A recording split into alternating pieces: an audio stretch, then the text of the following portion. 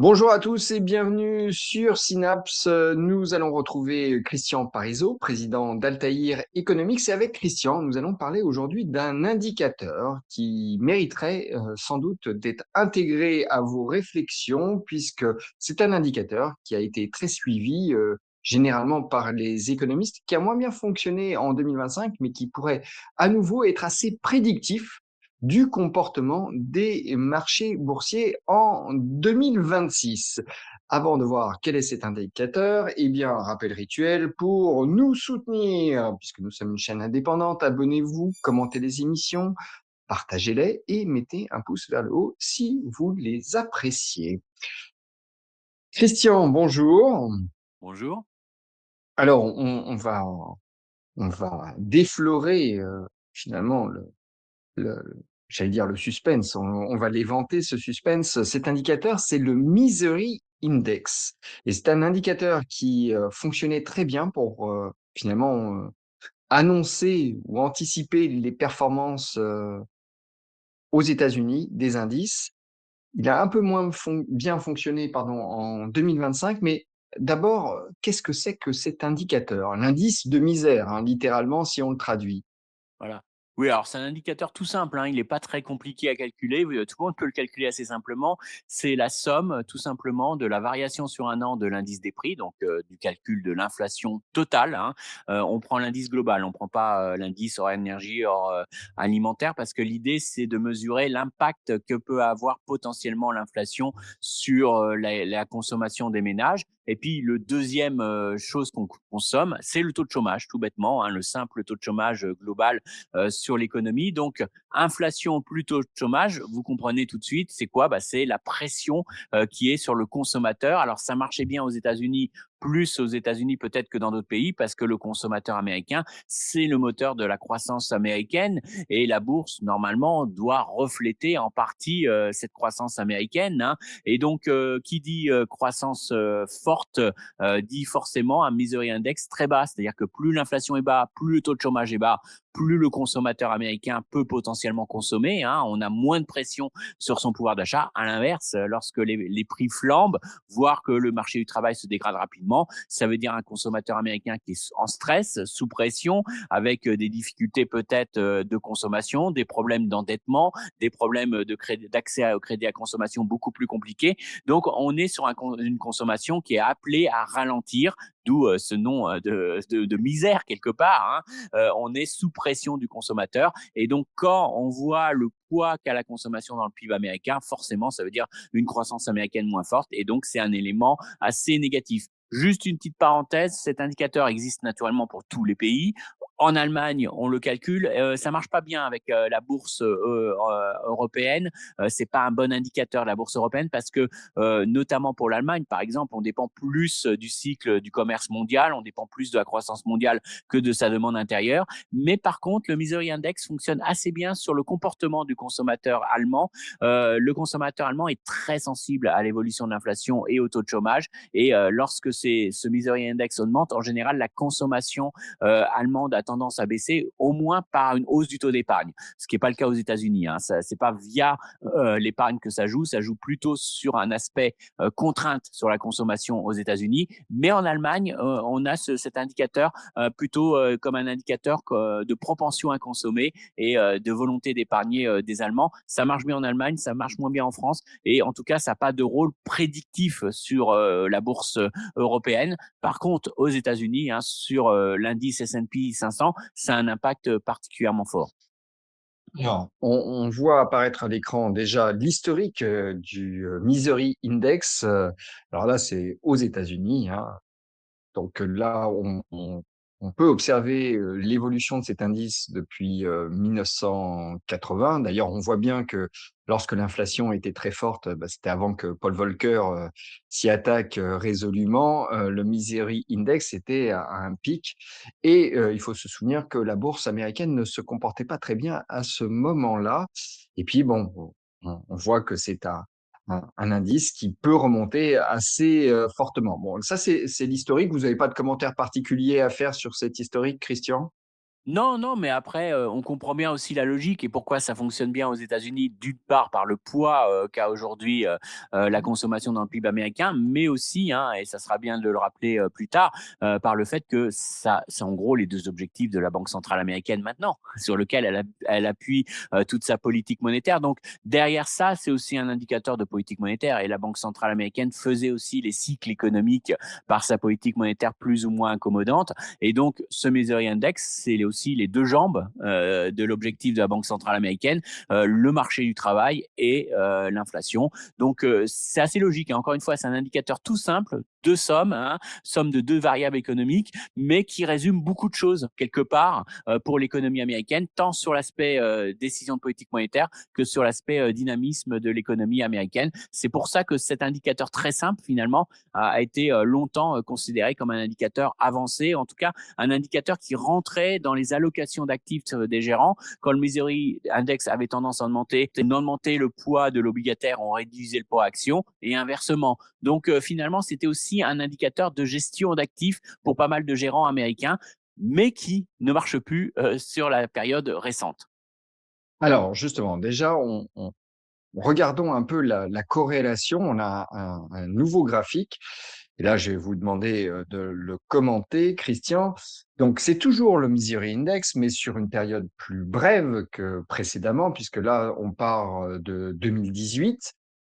Donc ce Misery Index, dont l'échelle est à gauche, je le précise, est comparé au S&P 500, enfin à la performance réelle du S&P 500 sur un an. Donc c'est la performance réelle sur un an glissant, hein, c'est ça.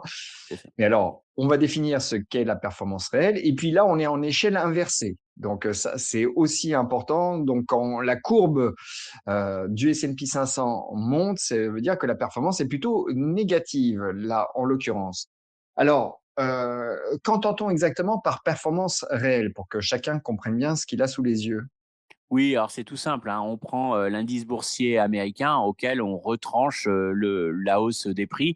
Faut bien comprendre, c'est qu'il y a un effet, inflation qui est pas forcément négatif, pour la bourse, hein, toutes choses égales par ailleurs naturellement, mais plus d'inflation, c'est plus de chiffre d'affaires, plus de chiffre d'affaires, c'est en valeur, une hausse, des bénéfices, à taux de marge, inchangé. Donc généralement l'inflation n'est pas un élément très négatif, pour la bourse. Le seul problème, c'est que en généralement, l'inflation s'accompagne d'un durcissement de la politique monétaire, ça accompagne de perspectives de croissance peut-être revues à la baisse à l'avenir.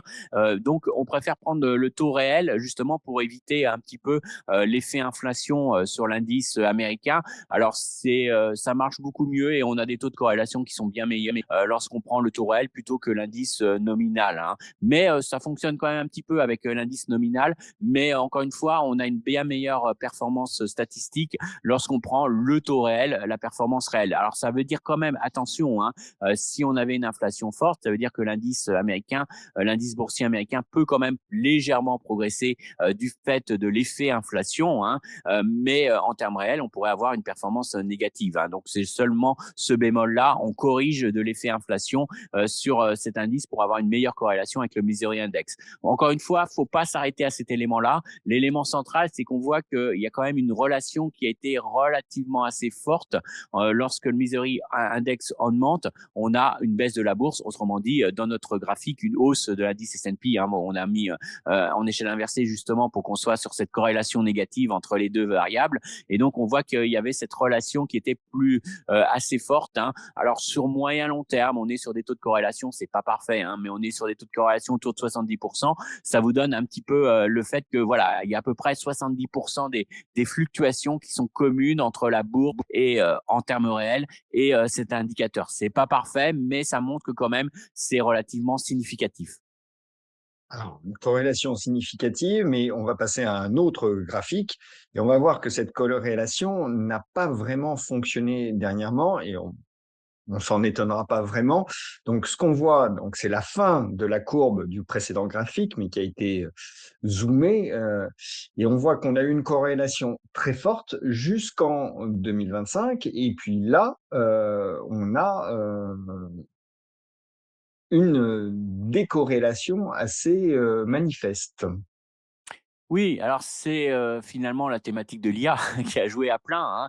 C'est-à-dire que c'est véritablement, l'idée que, cet investissement autour, des valeurs, technologiques sont complètement indépendantes de la consommation des ménages. D'ailleurs, la croissance américaine en 2025 s'est beaucoup appuyée sur l'investissement, technologique, hein. C'est ça qui a véritablement, stimulé cette croissance, américaine.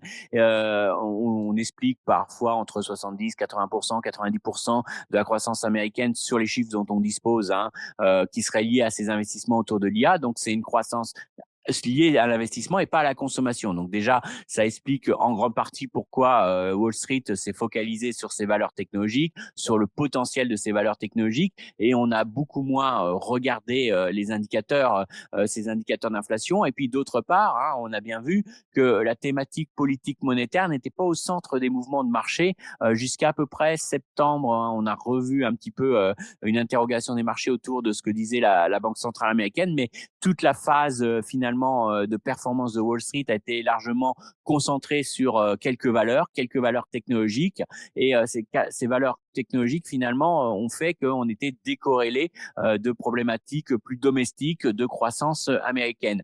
Alors ça, c'est un élément important. Ça veut dire qu'on a une rupture de corrélation, ce qui fait qu'on a beaucoup moins regardé cet indicateur, ce Misery Index. Ça explique aussi un élément important, hein, c'est que finalement on a joué à une rupture technologique, on a joué ces valeurs technologiques, et on voit que depuis quelques mois, avec une valorisation qui est aujourd'hui très élevée sur ces valeurs technologiques, il y a beaucoup de débats. Alors ça ne veut pas dire forcément qu'il y a une bulle, ça on va pas rentrer dans ce débat-là, mais ça veut dire qu'aujourd'hui, pour aller plus haut sur Wall Street, et ben va peut-être falloir diversifier très clairement ses choix d'investissement. On peut plus avoir aujourd'hui Wall Street qui prend 20-30% sur seulement les valeurs autour de la thématique de l'IA. Ça peut être un soutien, ça peut être un élément qui soutient les résultats des entreprises américaines. On voit aussi que dans les ententes de bénéfices des entreprises et de marge des entreprises américaines, il y a un gros effet 7 magnifique. Donc, ça reste des valeurs importantes pour l'orientation de Wall Street. Mais on voit aussi que les gérants ont envie un peu de diversifier. D'ailleurs, ils peuvent pas tout mettre et investir seulement sur cette valeur. Donc, si on veut diversifier, ça veut dire qu'on revient aussi sur des problématiques plus domestiques. C'est-à-dire que si vous voulez acheter aujourd'hui des valeurs cycliques, si vous voulez acheter aujourd'hui la consommation, une accélération de valeurs cycliques, bah, vous regardez de nouveau l'économie américaine, de nouveau vous regardez les taux d'intérêt, de nouveau vous regardez ce que nous dit Monsieur Powell, et donc de nouveau on regarde finalement ce Misery Index quelque part. Et donc ça veut dire que cette décorrélation était peut-être temporaire, liée peut-être à une thématique qui a tout emporté derrière elle et qui a fait décorréler la bourse américaine de fondamentaux économiques, mais que maintenant, si on revient dans une logique de diversification, si on veut de nouveau acheter des cycliques, peut-être moins être exposé que aux valeurs technologiques parce qu'elles ont aujourd'hui une valorisation qui intègre pas mal de bonnes nouvelles. Et encore une fois, même sans avoir forcément des mauvaises nouvelles sur l'IA, hein, on pourrait avoir des analystes qui sont confortés dans leurs anticipations, mais c'est plus un moteur supplémentaire. Pour aller plus haut, il faut des bonnes surprises. Donc, il faudrait, pour de nouveau concentrer tous ces investissements sur cette valeur, qu'on ait encore beaucoup de bonnes surprises sur les 7 magnifiques. On sent que quand même, on a intégré beaucoup de bonnes nouvelles déjà et que ça sera difficile d'aller plus haut. Donc, si on veut diversifier, si on veut jouer du cyclique, si on veut jouer finalement une accélération de la croissance américaine, il faut que cette accélération s'appuie sur la consommation, d'où le fait que maintenant, les marchés sont redevenus très sensibles au taux d'intérêt, redevenus beaucoup plus sensibles au discours de la Banque centrale américaine, et que maintenant, on revoit de nouveau une concentration de la performance des indices sur quelques indicateurs que sont les chiffres de l'emploi américain. Bon, on est sorti d'une période où on a manqué de chiffres, hein, mais on va voir que sur cette année 2026, les chiffres de l'emploi seront essentiels dans le directionnel des marchés actions. Puis, on regardera naturellement les indicateurs d'inflation, hein. L'indice des prix à la consommation revient au centre des débats. Donc, le rythme de désinflation, le fait que le taux de chômage ne doit pas remonter trop, mais reste un élément clé dans les décisions de politique monétaire. On voit que le Misery Index redevient un élément important aujourd'hui dans le regard regard des marchés et ça sera sûrement un indicateur à suivre et ça redeviendra sûrement un indicateur qui sera utilisé dans les gestions pour savoir si on diversifie, si on reste concentré sur quelques valeurs ou si on commence à jouer d'autres valeurs, d'autres thématiques ou si on joue le cycle américain ou alors si au contraire faut aller sur des valeurs de plus de refuge. En tout cas, on voit que ça reste, ça redeviendra un indicateur de choix et d'allocation d'actifs peut-être beaucoup plus important pour les prochains mois pour les gérants américains. Bon, Christian, très bien. Donc, le Misery Index, selon vous, va retrouver ses vertus prédictives. En tout cas, il y a de fortes chances. Mais vous-même, parce que ça, c'est ça qui est intéressant, comment voyez-vous cet indice évoluer? Oui, alors c'est tout le débat, hein, qu'on a aujourd'hui. Alors, 1er élément et c'est là où c'est un peu compliqué, mais on sent que le mouvement de désinflation aux États-Unis, n'est pas fini, hein.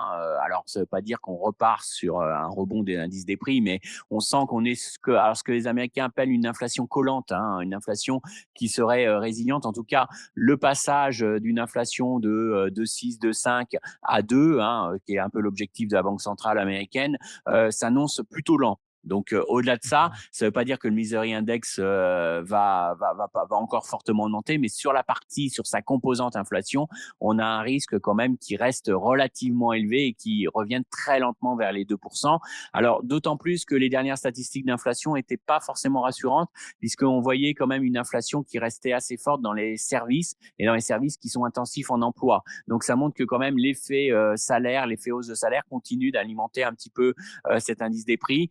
Donc certes, la partie biens est sous pression. Pour l'instant, on ne voit pas l'impact des droits de douane de l'administration Trump encore assez majeur. Bon, les prix des biens quand même ont plutôt accéléré sur les derniers mois, mais on n'est pas sur quelque chose aussi marqué que ce qu'on pouvait craindre. Mais là aussi, il y a beaucoup d'interrogations de savoir si c'est pas ponctuel, puisqu'on sait que les industriels américains avaient constitué des stocks de précaution avant les hausses de droits de douane. Donc, est-ce qu'ils utilisent ces stocks et ils vont répercuter dans le futur les hausses de prix? C'est une interrogation que l'on a encore, hein. En tout cas, voilà, sur l'inflation, en tout cas, on est plutôt sur l'idée d'une inflation collante, d'une inflation qui resterait relativement stable, mais qui resterait autour des 2,5, des 2,6, au-dessus de l'objectif de la Banque centrale. Et donc, l'élément discriminant, ça sera le marché du travail. Alors là, le marché du travail, c'est compliqué parce qu'on a des signaux qui sont parfois contradictoires. On a plutôt l'impression que certains secteurs commencent à réduire assez sensiblement leurs actifs, mais c'est compensé pour le moment par d'autres secteurs qui recrutent de manière assez importante, essentiellement concentrés dans le secteur social et le secteur de la santé. Donc du coup, on a l'image d'un marché du travail qui se maintient avec de très faibles créations d'emplois. Juste un chiffre, hein, si vous devez le retenir, c'est 59 000 créations d'emplois sur l'ensemble de l'année, en moyenne par mois sur l'ensemble de l'année 2025. 59 000, c'est quasiment rien, hein, à l'échelle des États-Unis. Donc, on est sur un marché du travail où on perd pas d'emplois, on n'en crée pas, mais si on regarde les chiffres dans le détail, il y a des secteurs qui licencient énormément et d'autres qui recrutent.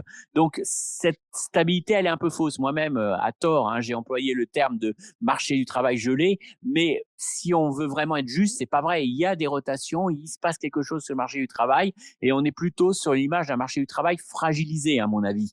Et ça, c'est pas forcément une bonne chose pour le Misery Index parce que ça pourrait faire remonter le taux de chômage. Je pense que sur le premier semestre, on risque d'avoir une remontée du taux de chômage parce que on a les effets de l'IA peut-être qui sont positifs quelque part sur les entreprises en termes de gains de productivité, mais qui sont à court terme, en tout cas, négatif sur le marché de l'emploi parce que ça incite les entreprises à moins recruter et en tout cas, ça pourrait peser sur le marché du travail. Donc, on a ce taux de chômage qui serait appelé à remonter aux États-Unis avec une inflation collante, avec une inflation qui resterait résiliente. Donc, ça fait plutôt remonter le Misery Index pour les prochains mois. En tout cas, ça fige la Banque centrale parce que la Banque centrale, elle a ses deux objectifs sur lesquels elle essaye d'équilibrer les choses, mais elle risque d'avoir un message négatif sur le marché du travail et une inflation résiliente. Donc, ça lui permet pas d'agir aussi rapidement. Ça veut pas dire qu'elle baissera pas forcément ses taux dans les prochains mois, mais peut-être pas aussi fortement et aussi rapidement qu'on l'était en droit de l'attendre si on a une dégradation du marché du travail parce qu'elle devra rester prudente par rapport à son objectif d'inflation. Et en tout cas, on pourrait avoir effectivement un Misery Index qui incite les investisseurs à peut-être un peu moins pondérer les actions, aller plus sur des actifs défensifs et donc à jouer c'est vrai que ça pourrait limiter la volonté de certains gérants de vouloir un petit peu se désensibiliser de la thématique de l'IA, d'aller peut-être vers des valeurs qui pourraient profiter finalement du cycle économique et profiter de détente de politique monétaire, mais face à un Misery Index qui nous dit que justement, il faut plutôt militer, réduire son exposition au risque et aller plutôt sur des arbitres un peu plus défensifs. Donc, en tout cas, moi, si j'avais une projection à faire sur les 6 prochains mois, ça serait plutôt dans le sens d'une hausse du Misery Index et donc forcément sur une pression sur la performance réelle de l'indice S&P. Ça irait dans ce sens-là. Donc, prudence par rapport à ça. Maintenant, en tout cas, ce qui est certain, c'est que vous voyez que c'est un indicateur facile à calculer, que c'est un indicateur qu'on parle de nouveau dans les gestions américaines et que c'est un indicateur qui joue énormément dans votre arbitrage obligation-action et donc dans votre prise de risque. Donc, en tout cas, il faut retenir que c'est simple indicateur, un bon indicateur de gestion et donc c'est un indicateur qu'il va peut-être falloir regarder et surveiller de très près. Et deuxième chose, ça veut dire qu'il y a 2 indicateurs à regarder aux États-Unis tous les mois maintenant. C'est l'indice des prix, les prix à la consommation et le taux de chômage qui seront les 2 indicateurs phares, à mon avis, sur les mouvements de Wall Street sur ce premier semestre 2026. Bon, bah, tout est dit. Donc, je vais pas resynthétiser puisque vous avez fait d'une certaine manière la synthèse, Christian.